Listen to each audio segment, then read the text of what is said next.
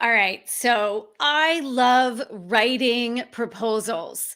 Said no consultant or coach or professional services provider ever, right? And I love reading proposals from outside vendors is something no decision maker ever says or looks forward to. So, yes, these are sort of a necessary part of business, but if you're going to go through the time and energy to write that consulting proposal or that proposal for that leadership development client, that event planning client, that professional services client, you want to make sure that you're doing it in a way that furthers the opportunity, that gets you to the sale, and really doesn't irritate the decision maker, right?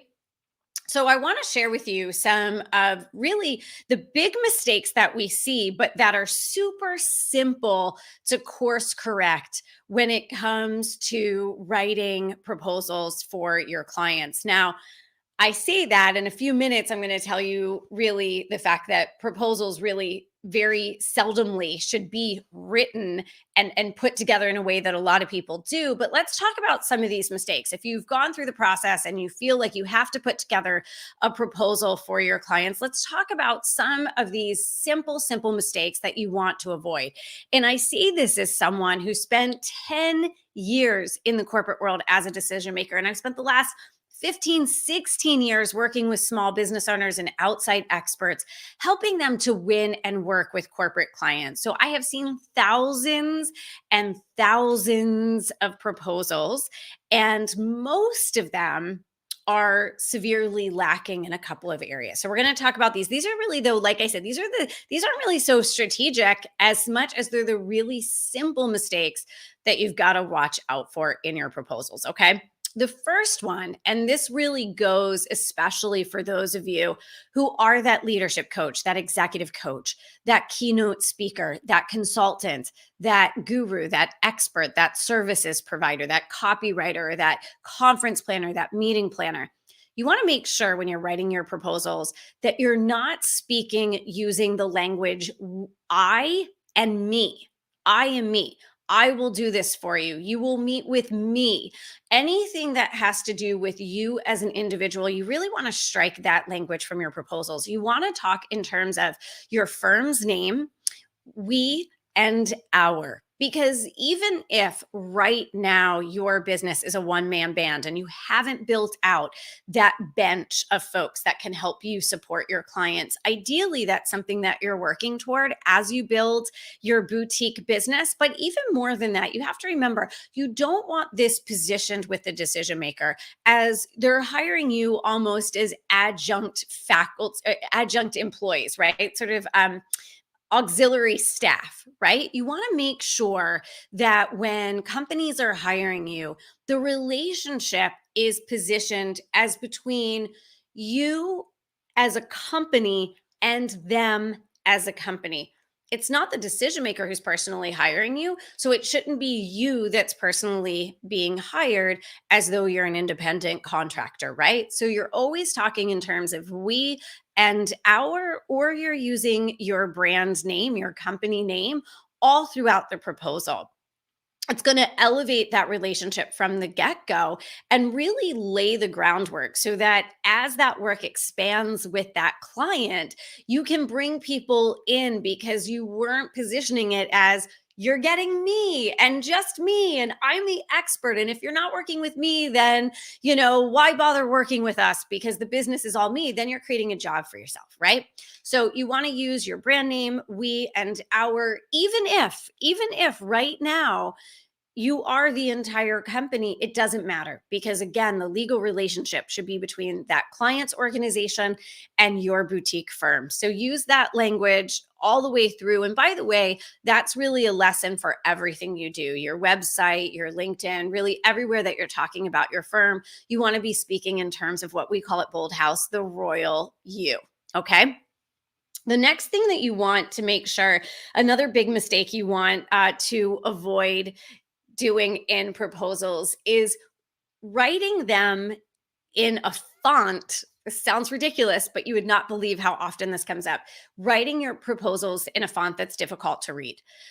Whenever folks come in to do a private strategy day with us here at Bold House, we have a huge intake process and we get just a monster mountain of the client's materials to go through before we meet with them, right? Because we have a lot of pre work to do to make the most of our time together. So we often will say, send us some of your recent proposals to clients. That really gives us a window into that consultant's business, into that coach's business, into that expert's business. And you would not believe how many of those proposals are written in a way that's like physically difficult to read. I'm talking about fonts that are just really tough to wade through, really swirly, swirly, twirly gumdrops. I think they say in the movie Elf, right? I don't want to see fonts that are swirly and twirly. I definitely do not want to see proposals that have a black background with white font. That works great on screens, but for those of us who still like to print things out and take notes, that's really miserable. The other big one is people will take their brand color font, the red, the green, the blue, the purple, and they will write entire proposals in purple, in blue, in red. Those are great accent colors, but they are really tough on a decision maker's eyes. You want a decision maker to read your proposal. So you want it to be easy on the eyes. People don't like to read, you guys. Like, we do not as humans. I mean, it's one thing to curl up with a good book. It's another thing to have to wade through a 10, 15, 20, oh my goodness, 50-page proposal, as some folks sometimes overdo it. And so you want to make it as readable. Readability is so important, as is skimmability, readability and skimmability, which we'll talk about here in a second. But that readability factor is just so important. So look, simple fonts, Times New Roman, Arial, Courier, black on white, sizable font. Make it easy for folks to read. Save those fancy fonts and save those fancy colors for the headers, the footers, a couple of accents here and there, but they have no business being the core of a proposal. All right. Mistake number 3 to avoid is way too much information in their proposal. And this shows up in a couple of different ways. Look, guys, when you're putting together a proposal, it is not to sell. You're not selling in the proposal. You're not explaining in the proposal. You are not convincing in their proposal. That is not at all what the proposal is for. And we teach our clients this at Bold House all the time. By the time you get to putting together a proposal, you have already not only had a needs discovery conversation with your clients, but you've also had a co-creation meeting where you actually co-created with the client the exact solution that they need. And if you don't know how to do that, that is something that we can teach you. It's our proprietary process for how to do that. By the time you get to the proposal, it should be so simple because it's only meant, the job is simply to memorialize what's already been discussed, to just capture all the details in a really organized way so that that decision maker can re-review what was discussed and really see in writing where the rubber meets the road, what the details were of what was discussed, and sit with it and see it all again with fresh eyes. Because obviously, when things are being discussed verbally and it's different ideas, it's like, wait, where do we land on that? Did we say it was 6 weeks? Did we say it was 8 months? Did we say it was 12 people or 15 people? I can't remember. So the job of the proposal is merely to memorialize what was already discussed and already agreed to by and large in that co-creation meeting. And again, if you don't know how to have that meeting, how to take control of those conversations, we can absolutely help you do that. And if you don't know how to minimize the information that is in your proposal, we actually have a proposal template. It's right on our website at boldhouse.com, that you can just get our proposal template. Because the other piece of this is really not giving decision makers information to wade through. Proposals are really boring to read. I've never, ever met a decision maker, including, by the way, the folks in procurement, the folks in purchasing. Those were my friends back in corporate. We all are like, oh, I have like 15 proposals I have to go through today. It is not a fun thing to do. So you want to make sure that, again, you've already discussed everything with your client.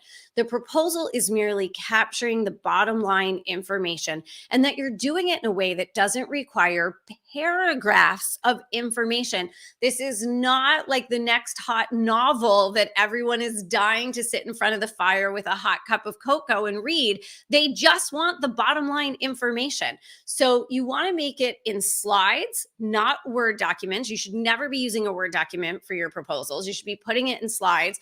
And that way it's just one key message, essentially one key bit of information per slide. You can save it out as a PowerPoint, but it also makes it really easy for you to walk the client through and answer any questions that come up now that everything has been memorialized in writing. So mistake number 3 is way, way, way too much information. And if you're not sure what you should be boiling it down to, head over to boldhouse.com and you can grab our free proposal template, which makes it really simple to know. Just put this information into charts, give that to them, stop writing paragraphs, stop writing novels, and let it go. Discuss it in the co-creation meeting and just give them the bottom line. But remember, proposals are not there to convince. They're not there to explain, to teach, and they're not there to do the selling for you. That needs to happen through conversations, right? It's, as we say at Bold House, conversations are what create cash flow. All right. Tip number 4 is to watch out for acronyms, abbreviations, and jargon.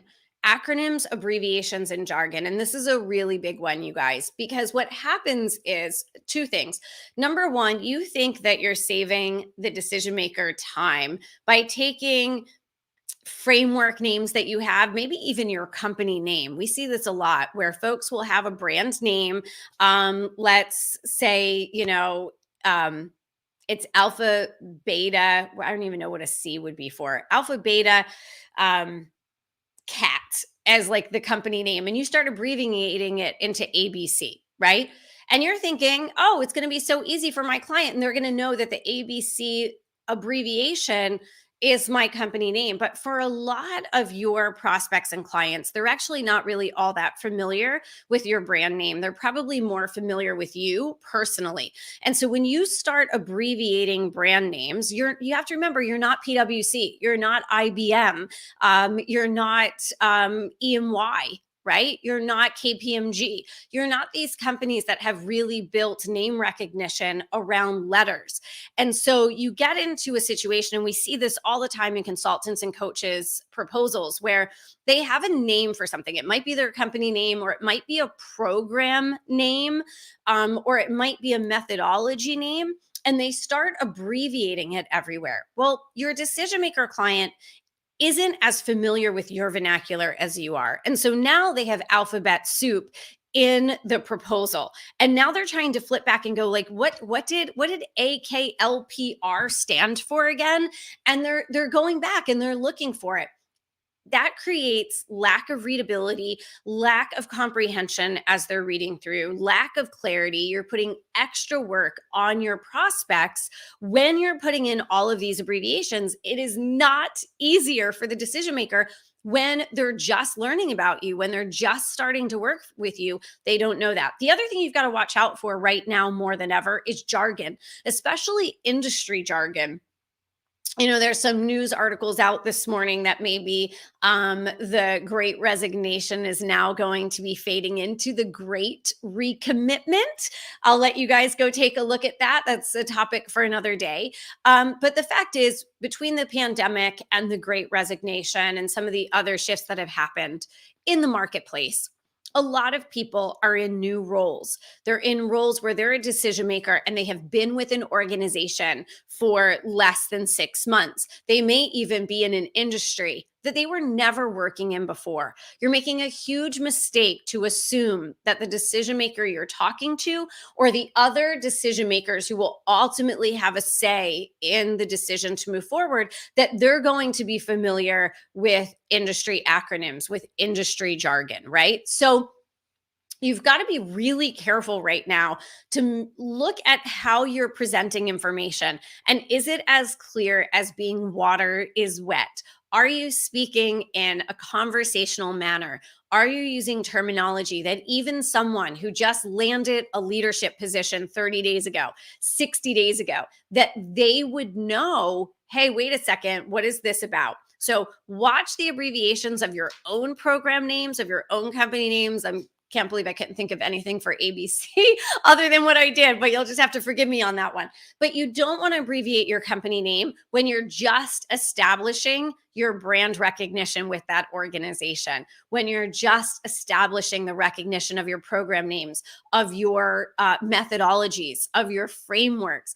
Don't abbreviate these things. Really get them comfortable with those names and watch that industry jargon just as much, because again, you just don't know, you guys, what if someone is new to their position. So you want your information in your proposal to really be accessible, and easy. Yeah, James, exactly. Buzzwords are total crutches today. And instead of trying to look like the smartest person in the room, in fact, I would even go so far as to say it really also gives the clients permission to speak in more conversational tone and better help those inside their organization who are ultimately going to be affected or impacted by the initiative, to bring them to the table as well. It's amazing with language how we can really isolate folks or exclude them from the conversation. And in today's world, when you have decision makers from all parts of the organization sticking their hands into the pot of the decision, you want to make sure that whether the proposal gets passed to someone in procurement or corporate communications or facilities management or the finance department or the legal department, or really anywhere in the organization, that everyone can understand it. And then the fifth and final challenge that I will share with you guys, and this one really, I think, is just comes down to the fact it's really hard to see our own mistakes. And so many of us skip the step of having someone else proofread our work. But I would say one of the biggest sort of things that grates on decision makers is getting proposals that have incompleteness, inaccuracies, inconsistencies, or flat out typos. And that's a huge issue because it really reflects and sends a message, I should say, to the decision makers of how you're going to be to work with as an outside consultant or a vendor. And so as we go through proposals, and again, we see hundreds and hundreds of them a year here at Bold House that I personally read through. So I'm sharing all of this as someone who's not just, coaching folks on this side of things, but also the proposals that we get from vendors, from service providers that we work with, and even back in the day, in my corporate days, when I get a proposal that has, half the years being 2021 and then the other half being 2022, or half of them being 2022 and the other half being 2023, and that's wrong, and they're all supposed to be consistent across the board, that sends up a red flag for me. If someone tells me in a proposal that there is 5 phases to the engagement, and then I get to the breakdown of the phases and I'm only seeing 4 of them, or there's inconsistencies between the names of a solution or a service or an element of the program over here, but when I go to this other page, it doesn't have the exact same name. So now back to my readability, back to my comprehension, I'm now trying to put together, wait, when are we doing this? Was it 8? Was it 6? Was it 10? Which of these numbers is accurate? And am I going to get work product from this consultant, from this outside expert, that really puts the burden on me as the decision maker, as the lead executive on this initiative?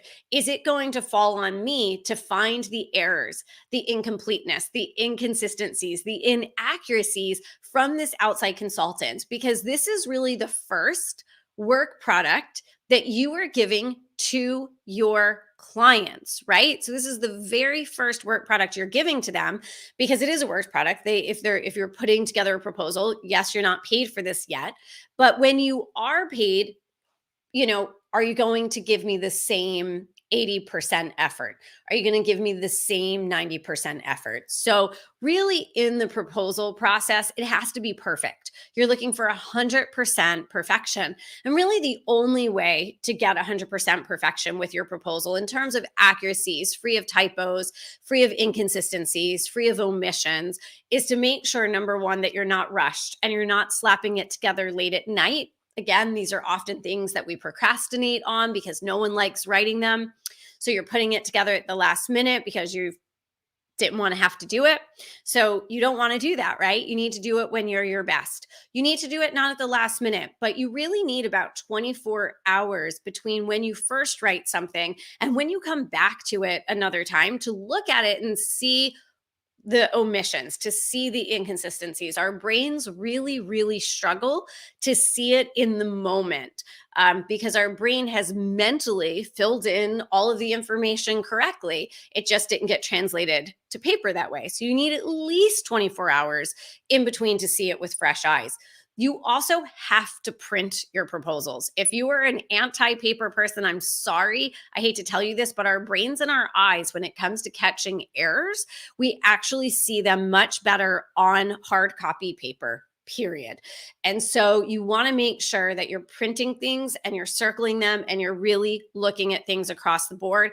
And you've got to learn some techniques for how to actually proofread. You can't read things just straight through. You've got to check all the headers, then you've got to look for all the dates, then you've got to look for all the, names, all of the times, the numbers. There's a method to really going through your work and checking it for accuracy. And you've got to allow time for someone else on your team to review it and look for those errors and inconsistencies. And it's really important that you do this.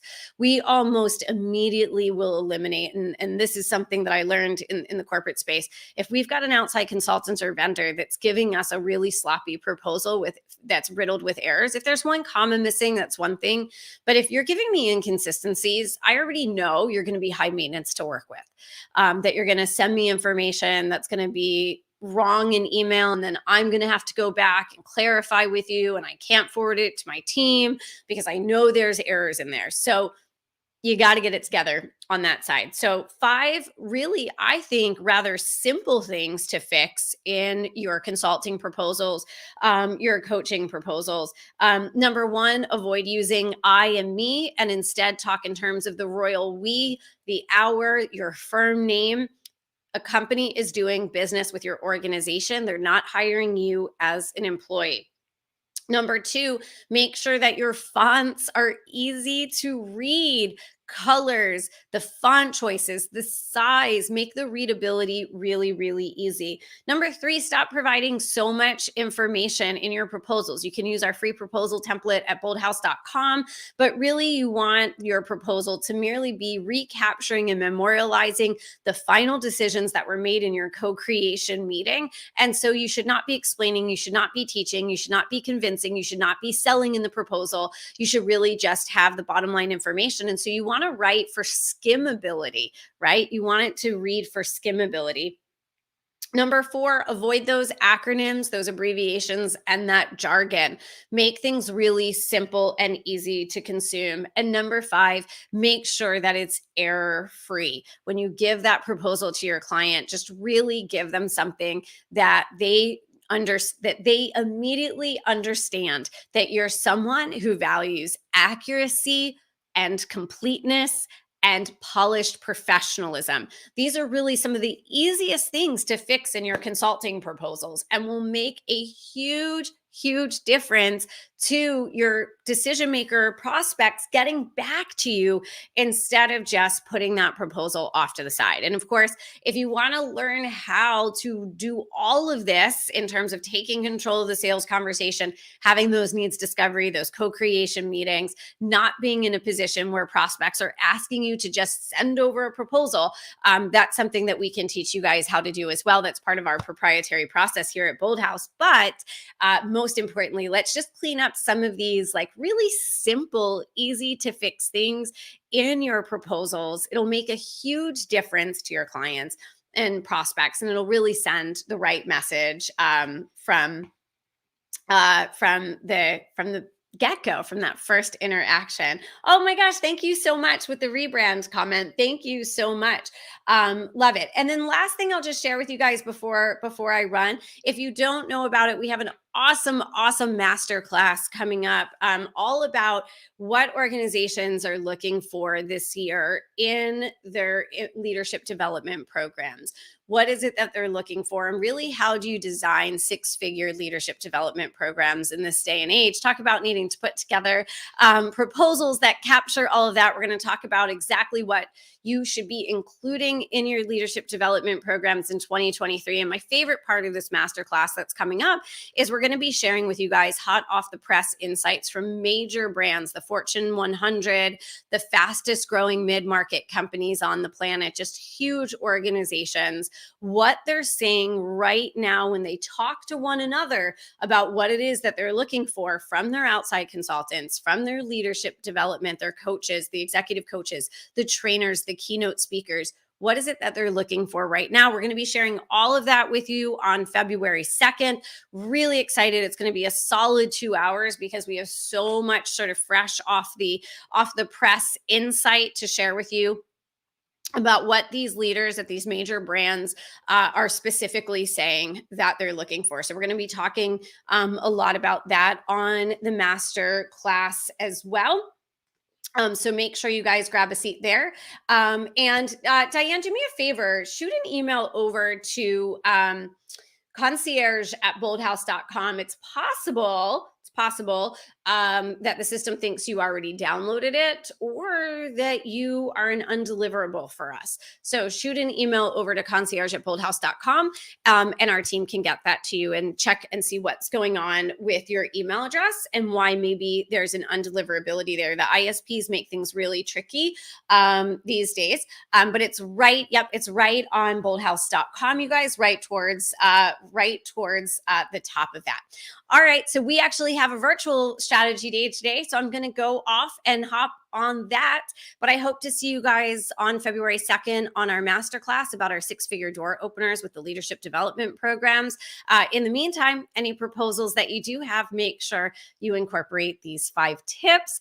As you put those together, it's going to make a big difference in how that perception is with those busy, very, very busy decision makers who don't love going through proposals, but have to do it as part of their job.